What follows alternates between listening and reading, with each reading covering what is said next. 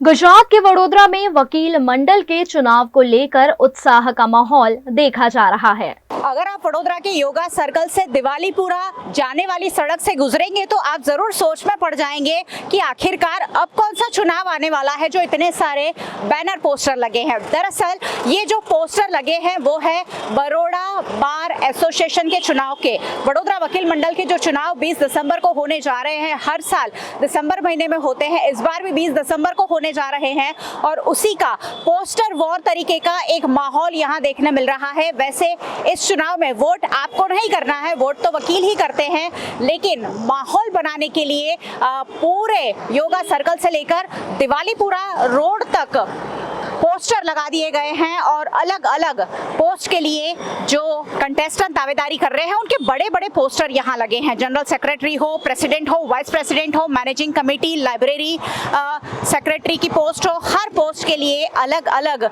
लोग दावेदारी कर रहे हैं और उसी का यहाँ माहौल बनाने की कोशिश की गई है कि हर जगह आपको योगा सर्कल से लेकर दिवालीपुरा तक समूचा माहौल बड़ौदा बार एसोसिएशन के रंग में रंगा हुआ नजर आ रहा है।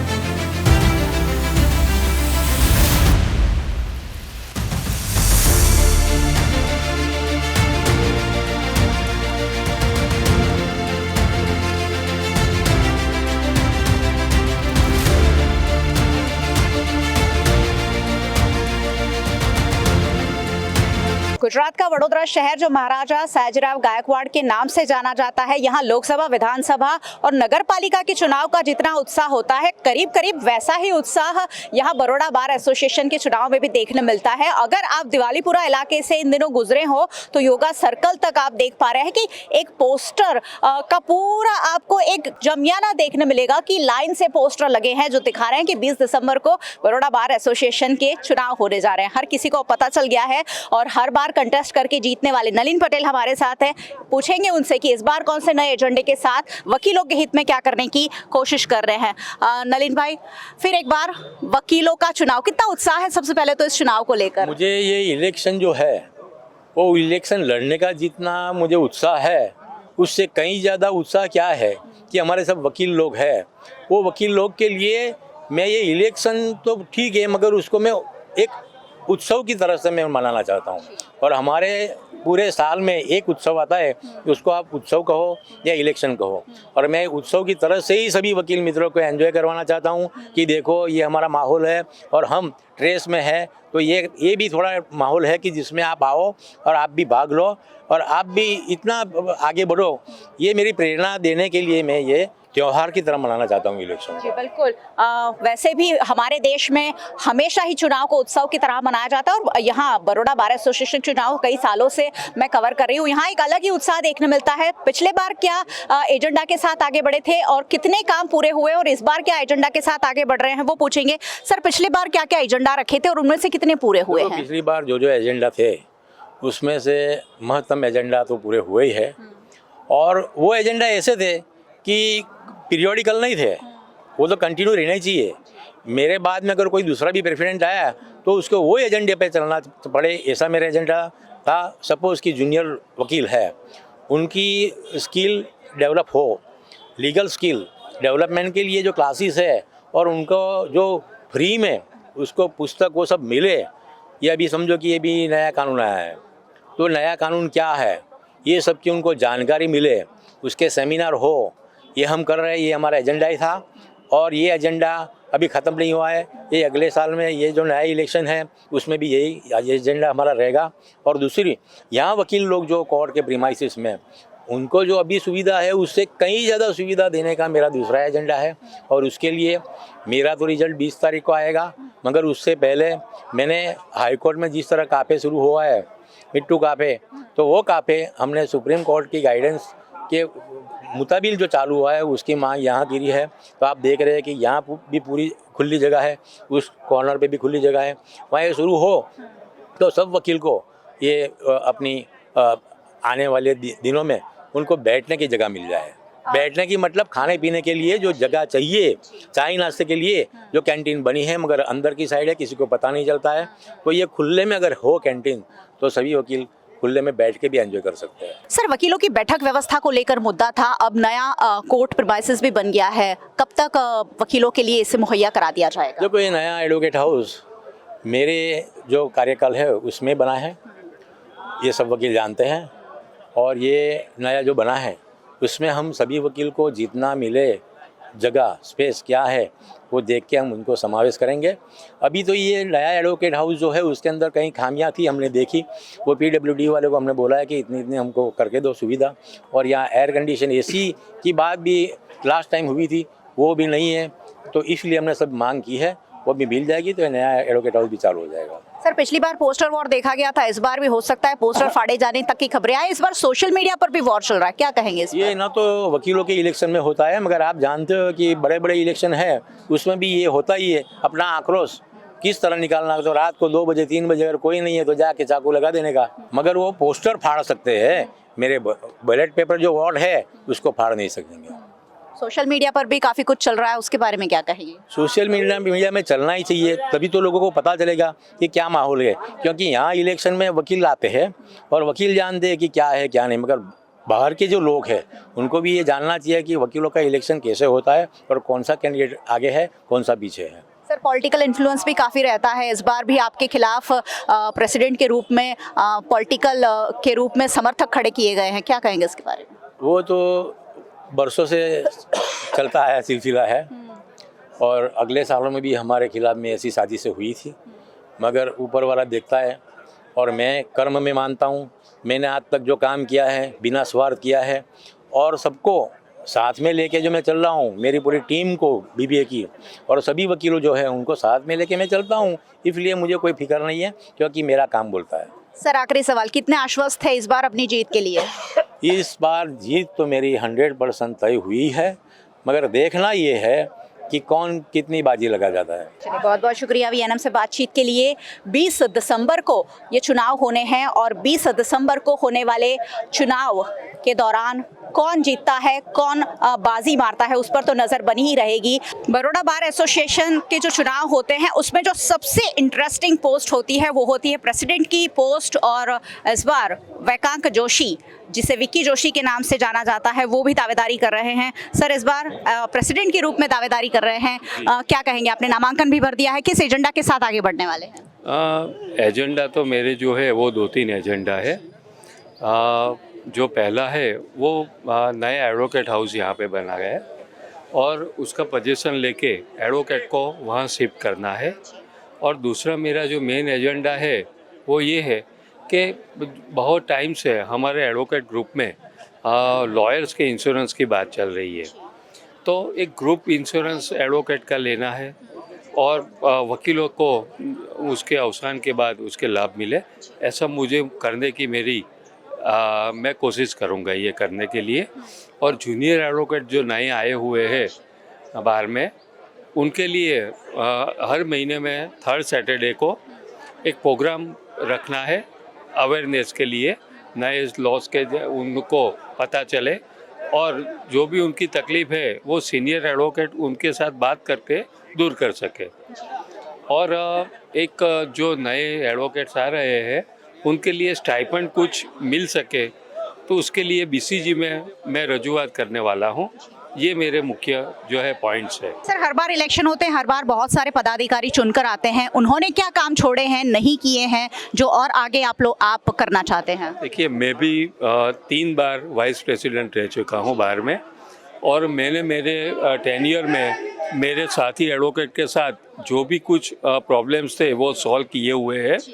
जब मैं लास्ट टाइम वाइस प्रेसिडेंट था तब ये कोर्ट शिफ्टिंग का जो भी इश्यू हुआ था, तो उस टाइम पे मैं ही वाइस प्रेसिडेंट था। तब हमने टेम्पररी जो ये जगह है उनकी अरेंजमेंट भी हमने की है।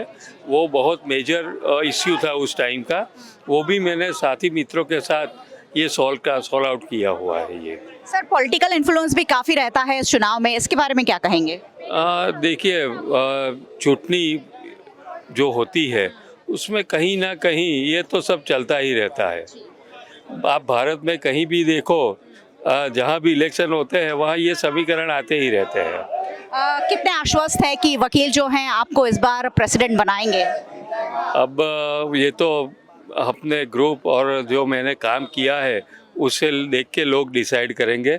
मैं तो अभी बोल नहीं सकता कि कितने लोग मेरे साथ हैं, लेकिन मेरा 3 बार का काम है आगे, उसको भी देखेंगे। और अवेलेबिलिटी भी कोर्ट में किसकी ज़्यादा है, कौन कोर्ट में आता है रोज़, कौन प्रैक्टिस करता है, तो वो भी सब देखते हैं लोग, क्योंकि सारे लॉयर्स है वो सारे बुद्धिजीवी है, अब बड़ौदा के क्रीम है लॉयर्स, तो वो भी सब देख के ही डिसाइड करेंगे। माहौल कैसा है और आने वाले दिनों में और कितना रोमांचक माहौल बन सकता है? देखिए, आप आज देख ही रहे हैं कितना रोमांचक माहौल है। आज लास्ट डेट है फॉर्म भरने की, अभी कल से सभी लोग अपना प्रचार शुरू करेंगे, तो काफ़ी अच्छा रहने वाला है। और सारे एडवोकेट्स है वो फ्रेंडली है, सभी एक दूसरे को पहचानते हैं कई सालों से। चलिए, बहुत बहुत शुक्रिया VNM टीवी से बातचीत के लिए। हमारे साथ बात कर रहे थे प्रेसिडेंट पोस्ट के लिए कंटेस्ट कर रहे हैं वैकांक जोशी, जो कह रहे हैं कि आने वाले दिनों में माहौल जो है वो और भी यहाँ का बेहद दिलचस्प हो सकता है, क्योंकि जैसे जैसे दिन नज़दीक आएंगे प्रचार जोरों शोरों से शुरू होगा। और 20 दिसंबर को जब चुनाव वोटिंग कराई जाएगी वकीलों की, वो भी बड़ा दिलचस्प दिन यहाँ होता है। दिन भर काफ़ी गहमा गहमी रहती है और जब परिणाम आते हैं, ये सारी चीज़ें सालों से VNM के जरिए आप तक पहुँचती रहेगी। 20 दिसंबर को इलेक्शन होगा, ये भी सारी गतिविधियां VNM के जरिए पहुंचेगी। VNM को बड़ौदा डिस्ट्रिक्ट कोर्ट में इन दिनों काफी उत्साह का माहौल है, क्योंकि यहां बड़ौदा बार एसोसिएशन के चुनाव होने वाले हैं। 20 दिसंबर को वोटिंग कराई जाएगी, लेकिन उससे पहले नामांकन भरने का आज आखिरी दिन है और इसीलिए अलग अलग पोस्ट के लिए नामांकन किए जा रहे हैं। हमारे साथ नेहल सूतरिया है, जो हर बार कंटेस्ट करते हैं और हर बार जीतते भी आए हैं। नेहल भाई, कौन सी पोस्ट के लिए कंटेस्ट किया है और किस एजेंडे के साथ इस बार फिर जीतना चाहते हैं? 2024-2025 की बड़ौदा बार एसोसिएशन की चुनाव का पड़गम चल चुका है। काफ़ी सारे उम्मीदवारों ने फॉर्म भरी है। आज मैंने मेरा नामांकन वाइस प्रेसिडेंट पद पे नॉमिनेट किया हुआ है। तो सभी हमारे सीनियर और जूनियर एडवोकेट को मेरा नतमस्तक के साथ मेरी विनती यही है कि हर बार मेरे को इलेक्ट करते हो, तो इस बार भी आप कृपया करके मेरे को एक बार फिर उप प्रमुख पद, वाइस प्रेसिडेंट पद पे मेरे को इलेक्ट करें। और मेरा एजेंडा यही है कि काफ़ी सारे प्रश्न जो बाकी है, काफ़ी सारे प्रश्न जो एजेंडा के साथ यही है कि पार्किंग व्यवस्था है, नई जो जूनियर वकील मित्र आए हैं उनकी ऑल इंडिया बार एसोसिएशन के जो एग्ज़ाम है उसका क्लासेस शुरू करना है, प्लस बैठक व्यवस्था का जो प्रश्न है, पार्किंग व्यवस्था का प्रश्न है। नया कोर्ट संकुल बहुत ही बढ़िया बना हुआ है, लेकिन आप देखेंगे कि काफ़ी सारा बड़ा पूरा ग्राउंड के साथ पूरा पार्किंग है, लेकिन उसके ऊपर 2 व्हीलर और 4 व्हीलर के लिए शेड नहीं है, जिससे क्या होता है कि पूरा का पूरा जो गाड़ी है पूरे धूप में वो तपती है। इनके जैसे काफ़ी मुद्दे हैं। प्लस बार और बेंच के लिए जो वकीलों का हर दिन हर शाम प्रश्न दिन ब दिन बढ़ते जाते हैं, जो दिन प्रतिदिन बढ़ते जाते हैं वो प्रश्न बेटरली कैसे सॉल्व हो सकते हैं, इसके लिए मैंने फिर एक बार उप प्रमुख पद में उम्मीदवारी की है। तो सभी मेरे एडवोकेट श्रियों के लिए एक गुजारिश है कि मुझे फिर एक बार वाइस प्रेसिडेंट पद पर मेरे को उम्मीदवारी के लिए इलेक्ट करें और मुझे फिर एक बार बॉडी में शामिल करने के लिए आप सबसे विनती है मेरी। सर, वकीलों के चुनाव में भी अब तो साम दाम दंड भेद का इस्तेमाल होने लगा है। किस तरह का माहौल है कोर्ट परिसर में इन दिनों? ये गुजरात में बड़ौदा बार ऐसा है कि सबसे ज़्यादा साम दाम दंड और भेद यहाँ पे चलता है। यहाँ काफ़ी सारे पैसे, काफ़ी सारी इंटेलिजेंसी, काफ़ी सारी मशीनरी और काफ़ी सारी मनी पावर यूज़ होती है। वो आप खाली बाहर लगे हुए बैनर्स, लगे हुए पोस्टर्स और लगे हुए मनी पावर से आपको मालूम पड़ेगा कि यहाँ साम दाम दंड भेद काफ़ी सारे लगते हैं। और वकीलगण हैं, अपनी इंटेलिजेंसी वो पहले से ही इस्तेमाल करते हैं। हमें पता है कि हमारे जो सीनियर एडवोकेट्स हैं, जूनियर एडवोकेट्स है, वो किन किन एडवोकेट को वोट देंगे और किन एडवोकेट को वोट नहीं देंगे। यहाँ पे वो एडवोकेट चलते हैं जो लगातार 108 जैसी सर्विस देते हैं, लगातार सबको सेवाएं देते हैं, तो ही वो उम्मीदवारी पद के लिए लागू है। तो मेरी गुजारिश यही है कि एक बार हमें भी चांस दीजिए सेवा करने के लिए और मुझे इलेक्ट कीजिए, यही मेरी एक गुजारिश है। आखिरी सवाल, कितने आश्वस्त है कि वकीलों का समर्थन आपको मिलने वाला है इस बार भी? मैं 100% मुझे वकील सीओ फिर एक बार चांस देंगे, मुझे 100% गारंटी है। वाइस प्रेसिडेंट के रूप में नेहल सूतरिया फिर एक बार कंटेस्ट कर रहे हैं और जीत का 100% भरोसा जता रहे हैं। काफ़ी सालों से जीतते हुए हमने इन्हें देखा है, लेकिन अब 20 दिसंबर को क्या होने वाला है ये जब शाम को रात तक रिजल्ट आएंगे तब पता चलेगा और नज़र बनी रहेगी VNM, देखते रहिए। चलिए, जॉइंट सेक्रेटरी पद के लिए दावेदारी कर रहे विराज ठक्कर हमारे साथ है। वो किस एजेंडे के साथ आगे बढ़ते हैं, युवा वकील हैं और युवा वकीलों के लिए क्या करना चाहते हैं वो जानेंगे। विराज भाई, हो गया आपका रजिस्ट्रेशन हो गया है, क्या कहेंगे? यहाँ माहौल जो है सीनियर वकील्स का है और उसके साथ साथ युवा वकील जो हैं अब बहुत ज़्यादा बढ़ते जा रहे हैं, उनकी बहुत सारी समस्याएं भी है, कैसे काम करेंगे उनके लिए? मैं पिछले 3 साल से कमेटी मेंबर के तौर पर यहाँ पर इलेक्शन लड़ रहा हूँ और सभी सीनियर एडवोकेट्स और सभी जूनियर एडवोकेट्स हम लोग को पूरा सपोर्ट दे रहे हैं। 3 साल से मैं यहाँ पर जीत रहा हूँ। मैंने 3 साल में कितने काम किए वो पूरा आप देख सकते हो। मैंने पूरा ये बनवाया है कि मेरे कमेटी मेंबर होने के नाते मैंने कौन सी मेरी कमेटी में रजूआतें की है, वो सब रजूआत जो है वो सब कुछ काम क्लियर हुआ है।